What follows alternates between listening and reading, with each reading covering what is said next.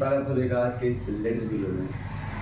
दोस्तों कैसे हैं आप सब? उम्मीद है बहुत ही शानदार होंगे और आप लोगों की पढ़ाई बेहद ही मस्त चल रही होगी। दोस्तों हम लोग आज से शुरू करने वाले हैं चैप्टर नंबर 6 जिसका नाम है जय प्रक्रम। तो चलिए अब हम बात करते हैं कि सजीव और निर्जीव की बातें क्या है, एक्चुअल में सजीव होता क्या है, निर्जीव क्या होता है। देखिए सर, सजीव होता क्या है कि सजीव वह होता है, वह वस्तु होती है इसमें क्या पोषण होता है ना, इसमें शोषण हो, इसमें उत्सर्जन हो तथा वृद्धि हो। तो ऐसी मतलब इस तरह की क्रिया हमें देखने को इस तरह की वस्तुओं में मिलती है, तो हम स्पष्ट रूप से कह सकते हैं कि वो सजीव है ना। जैसे सभी जंतु हैं और क्या पौधे क्या वो हमारे क्या बोलते हैं सजीव की उदाहरण हो गए। और निर्जीव की बात करूं तो निर्जीव निर्जीव क्या होता है, तो निर्जीव वह सभी वस्तुएं निर्जीव वस्तुएं कहलाती है जिसमें क्या होता है कोई भी मतलब जीवन से संबंधित कोई भी आवश्यक कार्य यानी संपन्न नहीं होती है, मतलब कोई भी किसी भी प्रकार का शोषण ना देखने को मिलेगा, ना तो हमें परिवहन देखने को मिलेगा, ना तो हमें क्या बोलते हैं यहाँ पर वृद्धि देखने को मिलेगा। तो हम कह सकते हैं कि वो हमारा निर्जीव वस्तुएं हैं। तो अब बात करते हैं कि सजीव और निर्जीव के बीच की अंतर डिफरेंट क्या है ना, उसको देखते हैं। देखिए सर, कोई भी यदि निर्जीव वस्तुएं होगी तो ना तो वो कभी पोषण करेगा, मतलब पोषण का मतलब कि वो हमेशा खाना वगैरह नहीं करेगा, है ना, ग्रहण नहीं करेगा। लेकिन जो सजीव होगा वो पोषण करेगा, क्योंकि पोषण सजीवों के लिए अनिवार्य है ना। लेकिन निर्जीव के लिए जरूरी भी नहीं है, तो वो करते भी नहीं, क्योंकि निर्जीव तो उसका लक्षण है कि वो पोषण नहीं करेगा। वही बात करें निर्जीव, तो निर्जीव होता श्वसन, श्वसन होता सांस। तो निर्जीव श्वसन मतलब सांस नहीं लेते हैं। लेकिन वही बात करें सजीव, तो सजीव हमारा क्या बोलते हैं सांस लेगा। अब बात करते हैं कि हमारा जो निर्जीव होता है, तीसरा अंतर ये है कि जनन वो क्या नहीं कर सकते हैं। जनन का मतलब होता है अपने ही जैसा संतान पैदा करना। तो हमारा जो निर्जीव होता है वो जनन नहीं करते हैं। लेकिन वही बात करें सजीव जो होता है वो आपका जनन करेगा। जैसे मनुष्य हुआ, आपको पक्षी हुआ ना, जंतु हुआ। तो पेड़ पौधे जैसे वो जनन कर सकते हैं तो मतलब वो सजीव हुआ, है ना। जो आपका पेड़ पौधे ही हो, यदि वो जनन नहीं कर रहे हैं, वो क्या बोलते हैं कि वो निर्जीव हो भी सकते हैं, नहीं भी हो सकते हैं। ठीक, यहाँ ध्यान देने योग्य बातें हैं। हमारे जो जैव प्रक्रम में जो लाइफ प्रोसेस है वो कई प्रकार की होती हैं, लेकिन उनमें से जो आपका कुछ जो है मतलब जैविक प्रक्रिया है वो मेन है। मेन कौन कौन सा है? पहला है आपका श्वसन, दूसरा है आपका परिवहन, तीसरा है आपका क्या बोलते हैं कि उत्सर्जन, चौथा आपका क्या बोलते हैं कि शोषण। पहला है श्वसन, पहला पोषण, दूसरा श्वसन, तीसरा आपका क्या बोलते हैं परिवहन, और चौथा आपका उत्सर्जन। ये जो जैविक प्रक्रिया है सजीवों को जीवित रहने के लिए अनिवार्य है, इसके बिना हम जीवित नहीं रह सकते हैं, है ना। उसके अलावा भी जैविक प्रक्रिया है, तो जैसे आपका क्या बोलते हैं जनन, जैसे क्या बोलते हैं कोई बहुत सारे जीव जो होते हैं जनन नहीं करेंगे फिर भी वो जिंदा रहेंगे, बिल्कुल रहेंगे, क्योंकि वो जनन सजीवों को जीवित रखने का कोई जरूरी नहीं है। तो अगला अंतर देखते हैं हम लोग कि निर्जीव निर्जीव जो होती है उसमें वृद्धि नहीं होती है। बिल्कुल सही बात है। हमने कभी क्या आपने अपने कोई भी वस्तु जैसे आपके सामने में कुछ किताबें रखा हुआ हो, या किताब आपका जैसे एग्जाम्पल के तौर पर जैसे आपका किताब, क्या ये आपका सजीव है? बिल्कुल नहीं है, क्योंकि ना तो ये सांस ले रहा है, ना तो क्या बोलते हैं कि ये भोजन खाता होगा, ना तो ये वृद्धि करता होगा, ना तो इसमें कोई किसी प्रकार का कोई परिवर्तन देखने को मिलता होगा, क्योंकि ये निर्जीव है। निर्जीव वस्तु है, हम इससे स्पष्ट कर सकते हैं कि ये कभी भी पोषण नहीं कर सकता, शोषण नहीं कर सकता, उत्सर्जन नहीं कर सकता, बहुत सारी उपापचय क्रिया नहीं इसके अंदर होगी। मतलब ये हम बिल्कुल अपने शब्दों में कह सकते हैं निर्जीव है। और सजीव के अंदर क्या होगा, शोषण हो सकता है, परिवहन हो सकता है, पोषण वगैरह होगा। तो जैसे क्या बोलते हैं कि इसमें आपका निर्जीव है यह स्थान परिवर्तन नहीं करेगा, लेकिन आपका जो निर्सजीव होगा वह स्थान परिवर्तन करेगा, है ना। लेकिन अब आपको एक बात ध्यान देने की बहुत ही आवश्यक है। बात यह कि जो सजीव होते हैं और जो निर्जीव होते हैं, एक हमारा विषाणु है ना, जो सजीव और निर्जीव के बीच की दोनों कड़ी मानी जाती है। ना तो उसको स्पष्ट रूप से हम सजीव कह सकते हैं और ना ही स्पष्ट रूप से हम उसको निर्जीव कह सकते हैं। सर ऐसा क्यों? क्योंकि जो जो हमारा विषाणु होता है, जब किसी जब किसी जीवित प्राणी के अंदर रहेगा तब तो वो सजीव रहेगा। लेकिन जब वो किसी जीवित प्राणी में ना रह के निर्जीव या फिर सजीव शरीर से बाहर रहेगा, जीवित प्राणी से बाहर रहेगा, तो फिर वो मृत मतलब एक तरीके से लगेगा कि वो मर गया है। तो हम ऐसे जीवों को मतलब जो आपको क्या बोलते हैं ना तो सजीव हो ना तो निर्जीव हो, वो दोनों के बीच की कड़ी रखते हैं। जो हमारा विषाणु होता है वो क्या बोलते हैं एक तरीके का हमारा निर्जीव और सजीव के बीच का कड़ी है। चलिए दोस्तों बात करते हैं हम लोग कि ये जैव प्रक्रम एक्चुअल में होता क्या है। देखिए कोई भी जीव है, जैसे हम एक जीव हैं, तो हमें जीवित रहने के लिए जो भी काम करना पड़ता है सुबह से लेकर शाम तक, अर्थात क्या बोल जब तक हमारे धरती पर मौजूद हैं तब तक जो भी काम करते हैं ना, उन सभी कामों को ही क्या कहते हैं जैव प्रक्रम कहते हैं। इंग्लिश में इसको लाइफ प्रोसेस कहते हैं।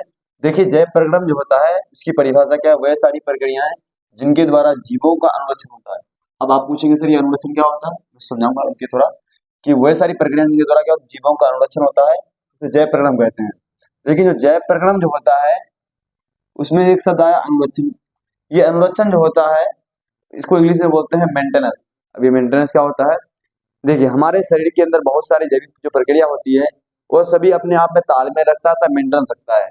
जैसे हमने क्या बोलते हैं कि आज सुबह खाना नहीं खाया तो क्या हमारे शरीर में जो हमारा जो शरीर है उसके अंदर ऊर्जा बनेगी, तो आप कहेंगे सर नहीं, क्योंकि हम जब तक अपने अंदर खाना नहीं लेंगे, जब तक हम पोषण नहीं करेंगे तो हमारा शरीर सही ढंग से काम नहीं करेगा, अर्थात हमारे अंदर ऊर्जा नहीं बनी।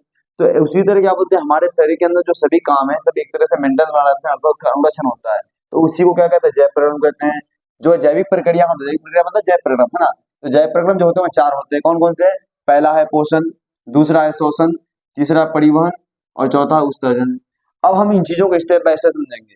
देखिए इसके अलावा भी जैव प्रकरण होते हैं, जो जैविक प्रक्रिया होती है इसके अलावा भी होते हैं।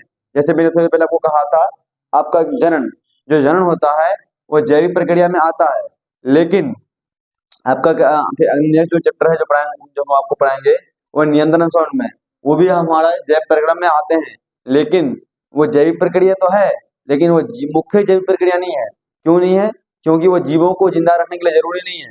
उसके वो हमारे शरीर में होगा तभी हम क्या बोलते हैं होगा तो चलेगा, नहीं होगा तब भी हमारा जो शरीर है वो क्या बोलते हैं काम कर जाएगा।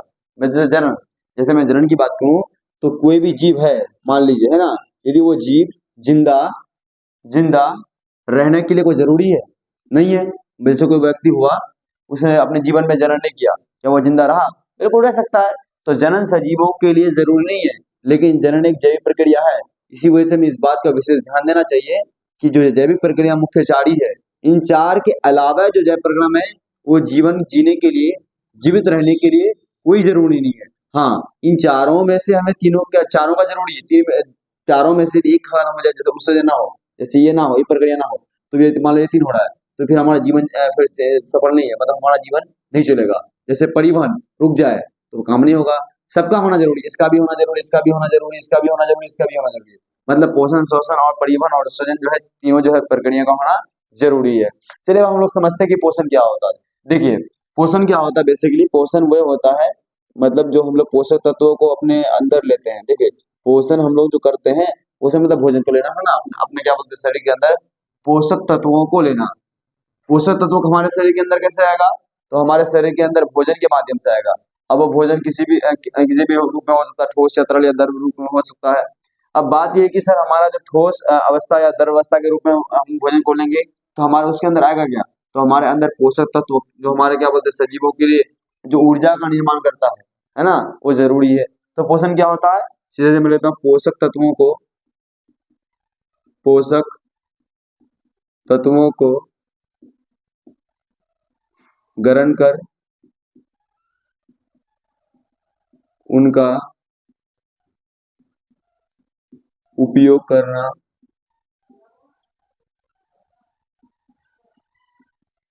पोषण कहलाता है।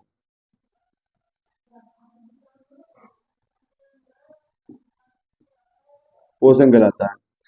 अब ध्यान सुनिए, जो पोषण होगा जब से आप इस दुनिया में आए हो आपको दो तरह का ही पोषण मिलेगा। आप जब से इस दुनिया में आए हैं पोषण आपको दो तरह का मिलेगा। या तो पोषण खुद से करेगा, मतलब या तो खाना वो खुद से बना सकता है, या तो खुद से नहीं। खुद सोचिए अपने अगल पास में चीजों को देखिए, क्या वो खाना खुद से बना सकता है? तो कुछ चीजें बिल्कुल बना सकता है खुद से, लेकिन कुछ चीजें दूसरे पर निर्भर रहता है। जैसे मनुष्य मनुष्य जो होता है खुद से खाना नहीं बनाता है। आप कह सकते हैं हम तो खाना खुद से घर में बनाते हैं। नहीं, आप खुद से नहीं बनाते, मतलब बनाने का मतलब ये कि आप क्या आपके शरीर के अंदर खाना बनता है? नहीं, आपका जो खाना बनता है आपके शरीर से बाहर बनता है। लेकिन वहीं पर जो अगल पास में हमारे पेड़ पौधे हैं वो खाना जो बनता है उनके शरीर के अंदर बनता है, अर्थात वो खाना खुद से तैयार करते हैं। समझे बात? तो बात यहाँ पर समझ में हमको ये आ रहा है कि जो पोषण होगा सर दो प्रकार का होगा। पोषण कितने प्रकार का होगा सर? पोषण जो होता है वो दो प्रकार का होता है, दो प्रकार का होता है। कौन कौन सर? तो पहला है आपका जिसका नाम है स्वपोषण, जिसका नाम क्या है? स्वपोषण। और दूसरा जिसका नाम है आपका क्या? परपोषण। परपोषण को ही क्या कहा जाता है? विषम पोषी पोषण कहा जाता है। इसके बारे में हम लोग डिटेल से कल पढ़ेंगे।